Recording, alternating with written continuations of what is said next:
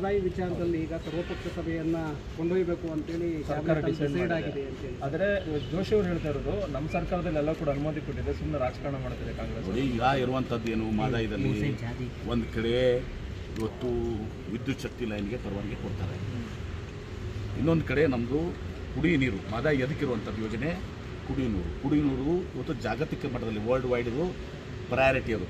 ಕುಡಿ ನೀರಿಗೆ ಯಾರೂ ಅಡ್ಡಿಪಡಿಸಬಾರ್ದು ಅಂತೇಳಿ ಬರೀ ಭಾರತೀಯ ಕೋರ್ಟ್ ಅಲ್ಲ, ಇಂಟರ್ನ್ಯಾಷನಲ್ ಕೋರ್ಟ್ನಲ್ಲೂ ಕೂಡ ನಿರ್ಣಯ ಆಗಿರುವಂಥದ್ದು. ರಾಜೇಶ್ವರ್ ಗೊತ್ತಿಲ್ವ ಇದು?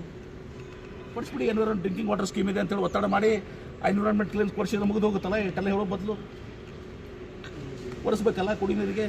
ಮತ್ತು ಅವ್ರ ಭಾಗಕ್ಕೆ ನೀರು ಬರ್ತಾವೆ, ನಮ್ಮ ಬಿಜಾಪುರಕ್ಕೇನು ಬರೋಲ್ಲ, ಬೆಂಗಳೂರು ಬರೋಲ್ಲ, ಹುಬ್ಬಳ್ಳಿ ಧಾರವಾಡಿಗೆ ಇರುವಂಥದ್ದು. ಪ್ರಹ್ಲಾದ್ ಜೋಶಿ ಅವರಿಗೆ ಕುಡಿ ನೀರಿನ ಅವಶ್ಯಕತೆ ಇದೆ, ಅವ್ರಿಗೆ ಬೊಮ್ಮಾಯಿ ಅವರಿಗೆಲ್ಲನೂ ಬೆಲ್ಲದವ್ರಿಗೆ. ಅವ್ರು ಕುಡಿ ನೀರು ಬೇಡ ಅಂದರೆ ಜನ ತೀರ್ಮಾನ ಮಾಡ್ತಾರೆ.